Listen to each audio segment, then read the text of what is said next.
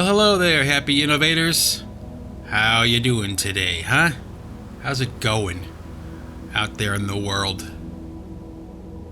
You know, normally I do my Singularity podcasts early in the morning. You know, it's usually like the first thing I do or one of the first things I do. But today, you know, it just was like the time just got away from me. And so now I'm doing my podcast today at the end of the day.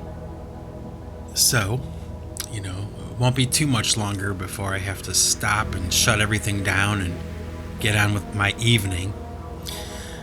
But, you know, I wanted to talk a little bit, kind of say howdy and touch base with my happy innovators. You know, last night my wife and I were watching this Netflix special with Dave Chappelle, the comedian, you know.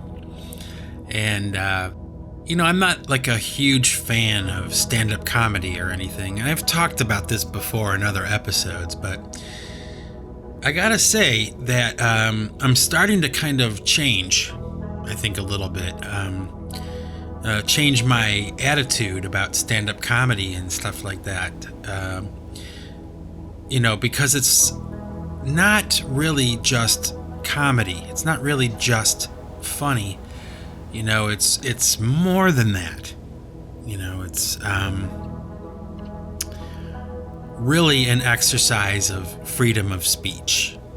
And here in the United States, and probably everywhere else in the world, the ability to speak freely about things is paramount, okay, to existence. Like, you need to be able to speak your mind, you know, redress of grievances, you know, or, you know, say things that are challenging, speaking truth to power.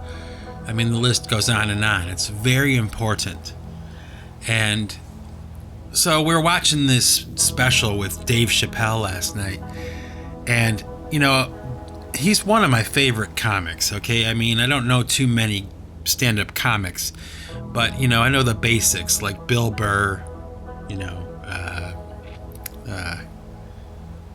Richard Pryor, Eddie Murphy, Jerry Seinfeld, you know, the basics, and, of course, Dave Chappelle.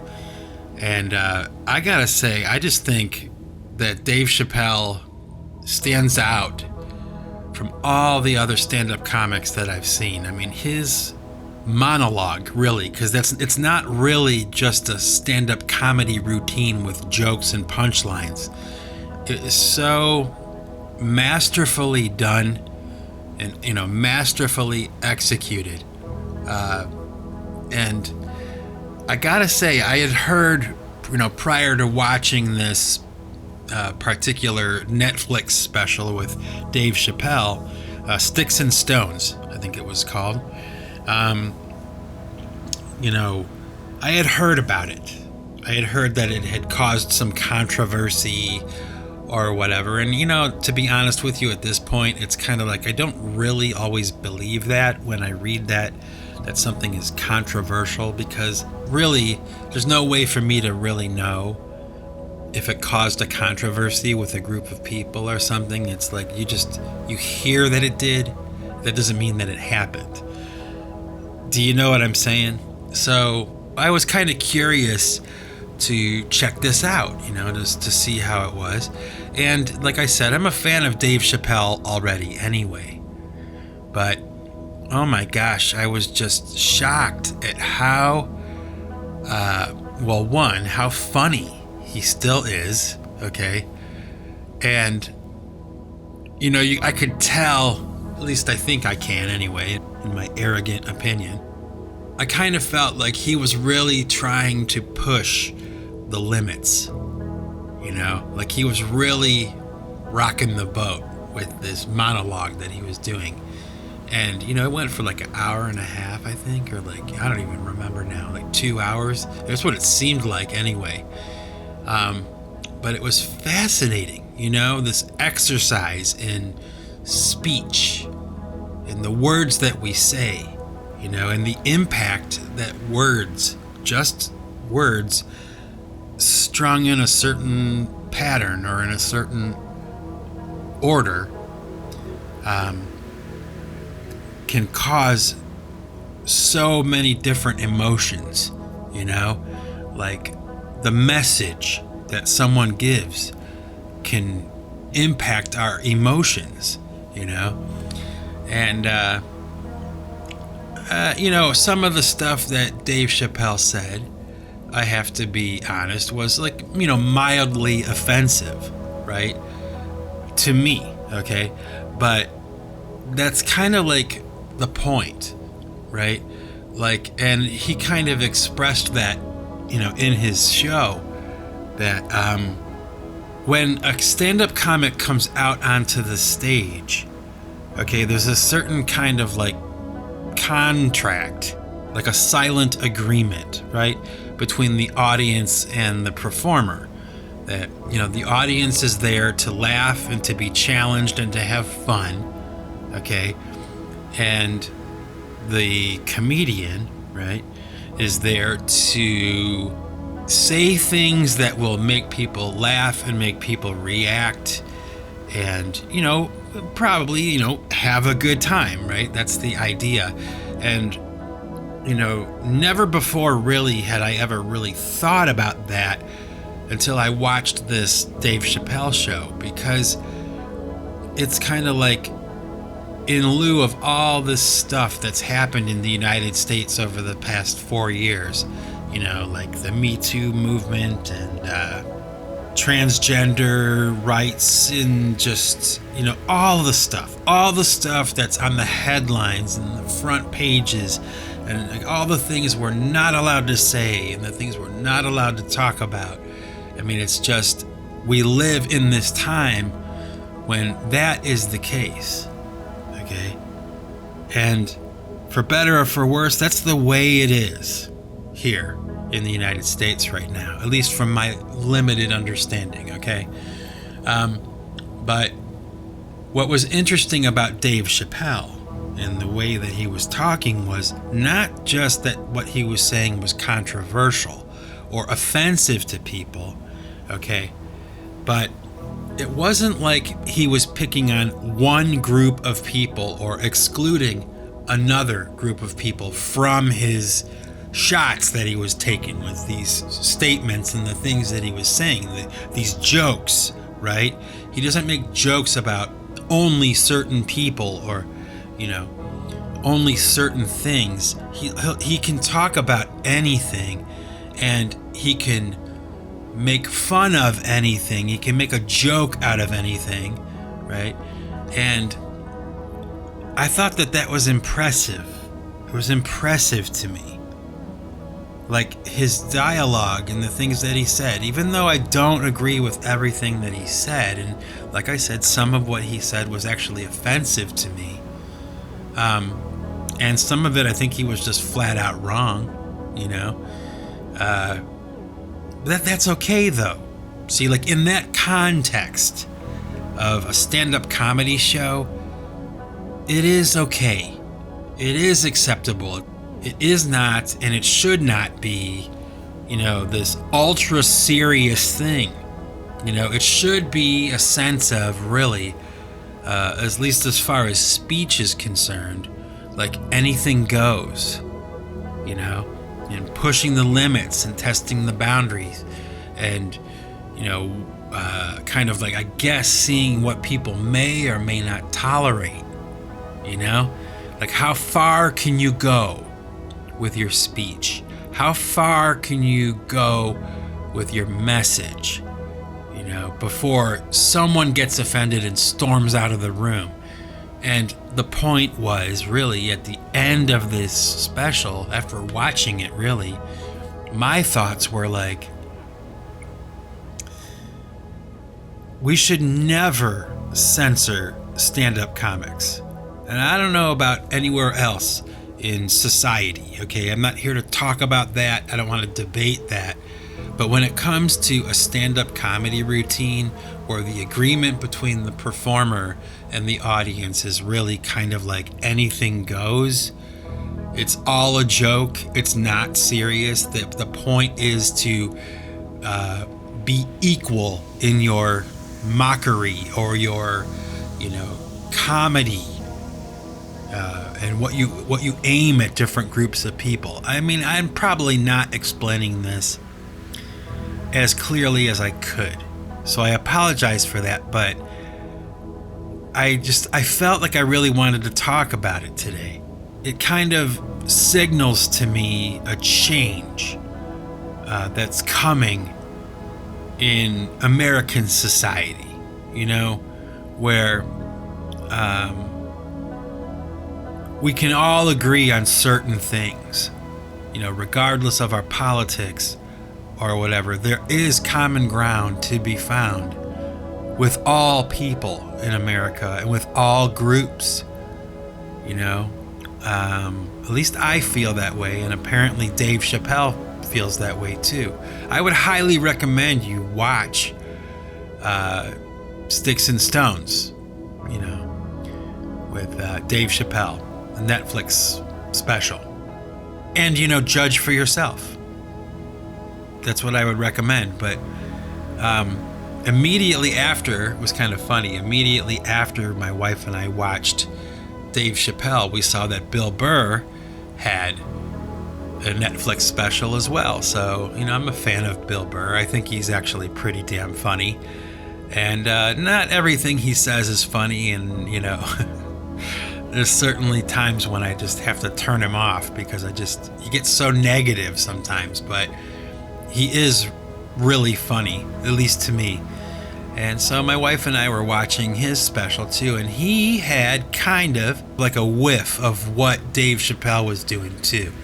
Almost like they had colluded with each other, like they talked about it. They said, we're fed up with the censorship thing and having to watch what we say and people overreacting to our jokes and the things that we say. Let's just go out there and, put the pedal to the metal. Like we won't hold back. You do your show, I'll do mine. And let's just, let's go for it. Don't hold back anything. In fact, if anything, push the boundaries. Go further. Say the joke that's going to definitely get tweeted and retweeted and all over Instagram and all those things. Like, definitely say, the joke that will end your career, because that's really the climate right now in America. If somebody says the wrong thing or something like that, that's it, man. And it's too bad, because ultimately what it means is that, people are intimidated and they can't feel comfortable speaking their piece.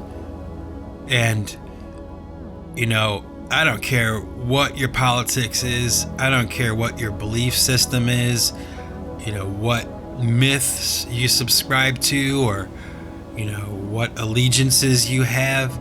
You should never have to be afraid to be what you are and to say what you want to say. And I don't care what it is, like, just because I don't agree with your choices, or just because I don't agree with your lifestyle, or whatever it is, I don't agree with your politics or whatever, you should still be able to speak your mind. You shouldn't be, in fear of, losing your job or your reputation or whatever because of something that you said. Oh, get out of here. There's no room for that now. Everybody should feel comfortable in their own skin and should feel comfortable and secure enough to speak openly about certain issues without, losing their ass, Maybe I'm wrong. People might be rolling their eyes, but you know what? That's just how I see it. And like I said, it's apparently how Dave Chappelle and Bill Burr see it too,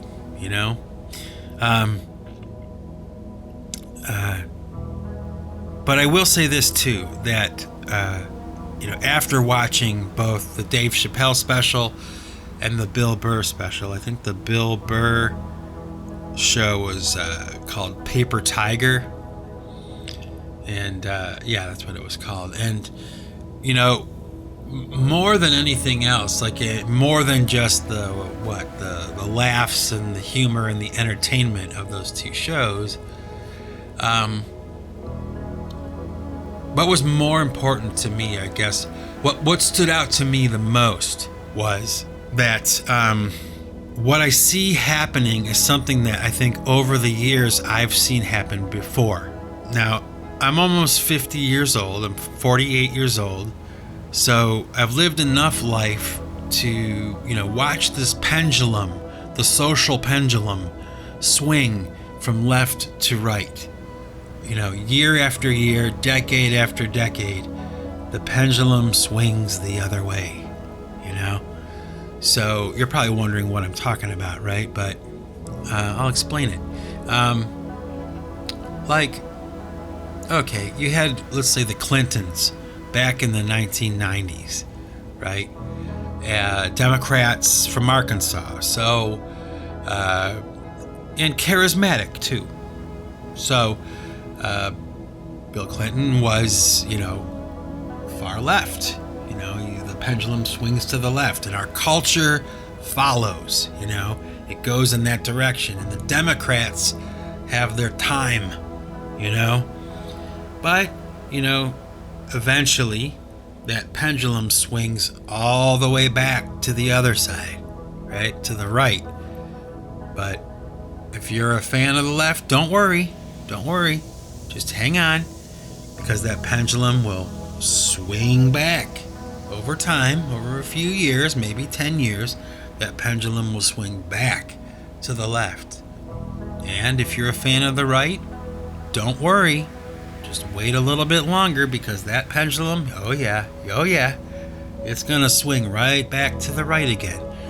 And that seems to be kind of like, at least from my perspective, that seems to be the way it goes most of the time. In fact, that's the way it's gone all the time that I can remember, right?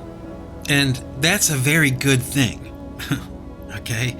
And, you know, really, when it comes to leadership and like presidents and governors and senators and things like that, it seems to me, from my standpoint, which is a very limited one, like I don't know any politicians, or, you know, I've never known or talked to a politician really, at least not to any great extent or something. But the idea seems to me to like basically don't rock the boat. You know, the people who get elected are the people who don't rock the boat too much. And, you know, I guess there are some people probably who would say that President Trump has rocked the boat too much, but I don't really think so. I'm not quite sure what to make of all that stuff. I'm not quite sure what to make of, you know, the pundits, you know, and the talking heads and the things that they say. You know, it's so difficult to know what's real and what's true, and you know, I just don't want to have anything to do with it. But I do live in this country, so I have to have some kind of opinion, right?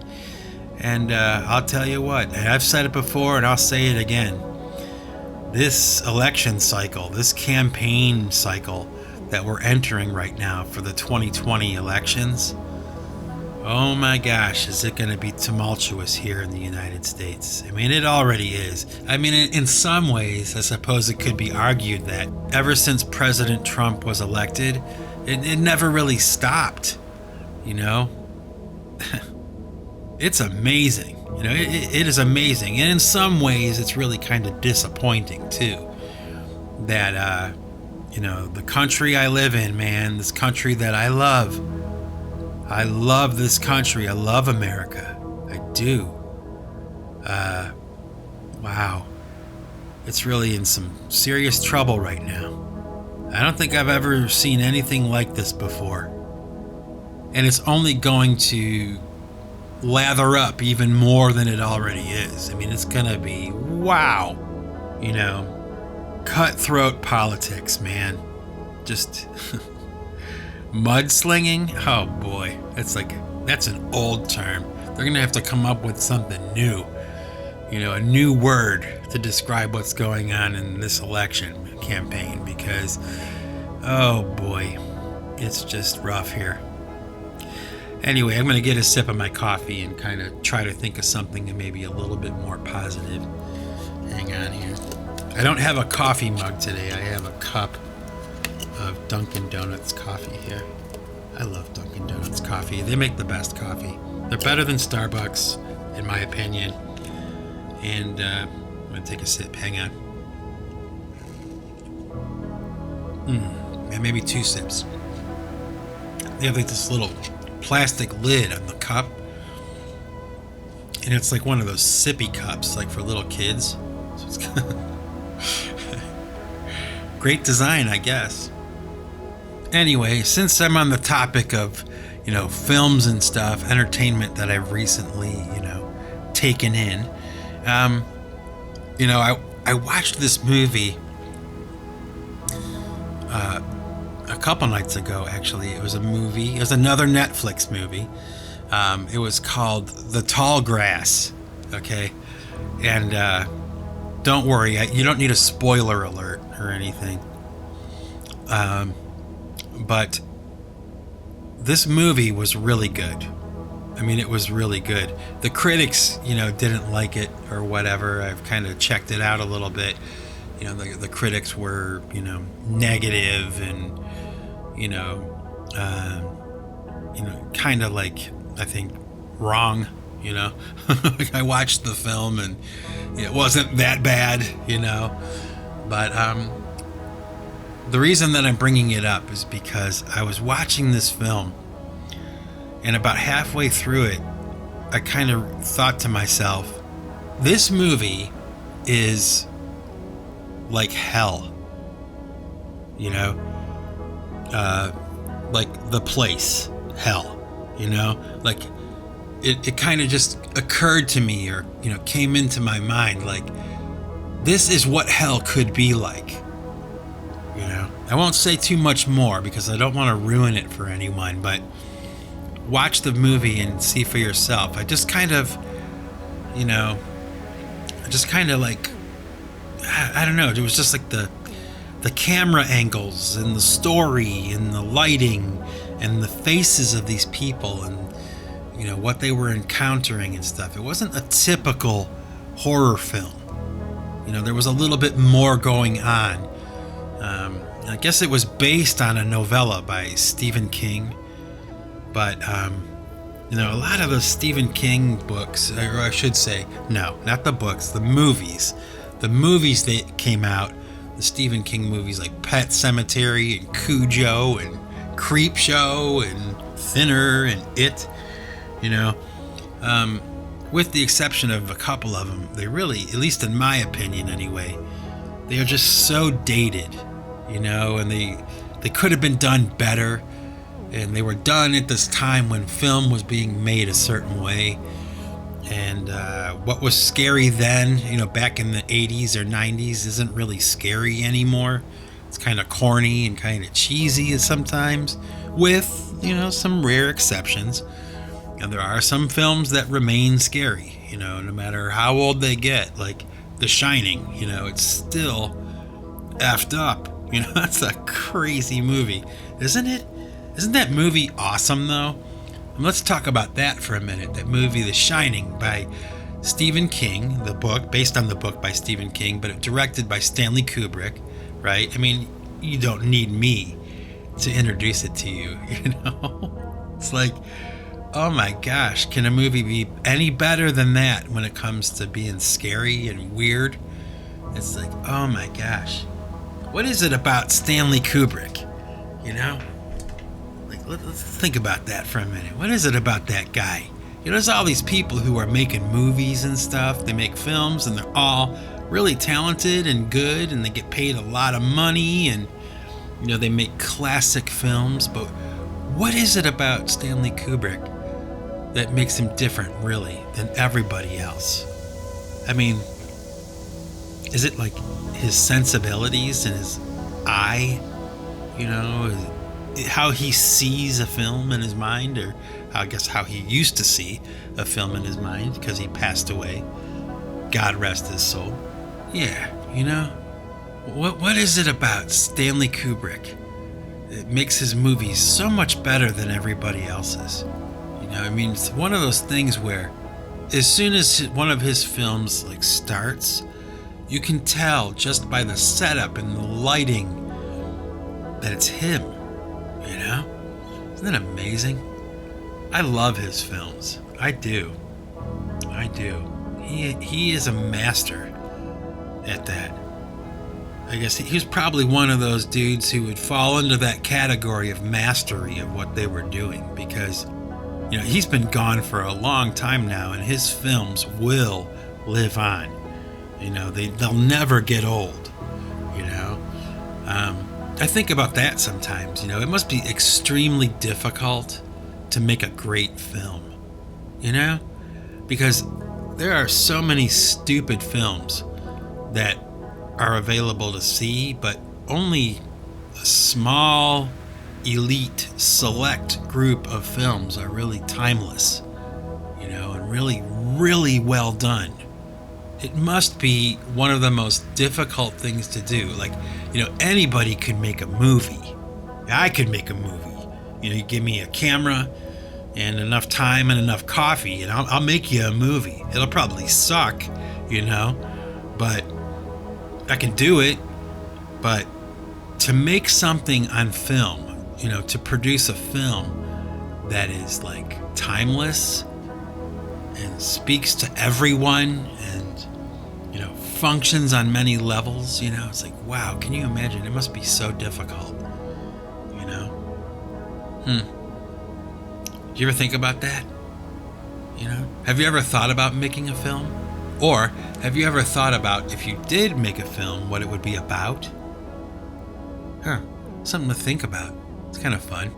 I suppose it could be argued that, making a great album, or making a great song would probably be just as difficult, but I don't think so. I think that it would be easier. That's just my opinion. I think that, and not because I'm a musician or anything. I think it's to make a film or something like that that's timeless. You're dealing with so many different mediums. You are dealing with music. You're dealing with emotions and acting and words, right? Dialogue, monologue, lighting, camera angles, cinematography, all that, right? It's just such an amazing thing sometimes. We have the luxury, I guess, of sitting back and just pressing play and watching, what someone else has created. And it's not lost on me, the difficulty, I love film. I love film. I love to watch movies, and not just fiction, and not just science fiction, and not just horror films, but even documentary films I like to watch. I like to learn something sometimes. But I guess I'm probably no different than everybody else, right? Everybody else in the audience is kind of sitting there thinking the same thing I am, Either this movie sucks or this movie is great, or it was okay, it was okay, I suppose it's not really important, is it? No, not really. It's kind of like a way of just killing time. But that's not always true, because,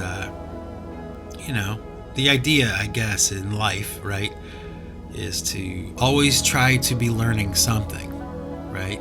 Learning some kind of lesson or, reflecting on things a different way, gaining a new perspective, right? Film can do that for us, right? And it can also be educational too, which is good. It's a good thing. So, yeah, sitting here in my studio, so quiet. Outside, it's, definitely not summer anymore. It's autumn. that time of year, my favorite time. So, yeah, I guess I would like to talk more today, but I really can't. Sorry, folks. I gotta sign off here, but you know the drill. Stay tuned till after this podcast is over, and I'll have a new piece of music for you to listen to today. I think that my audience has been enjoying a little bit of music at the end of these podcasts, you know? And you know what? I enjoy it too. So with that, ladies and gentlemen, my happy innovators, this is your host, Mike Bostwick, signing off for now from Pipe Choir Records. And remember, folks, if you want to keep what you've got to give it away. Take it easy, everybody.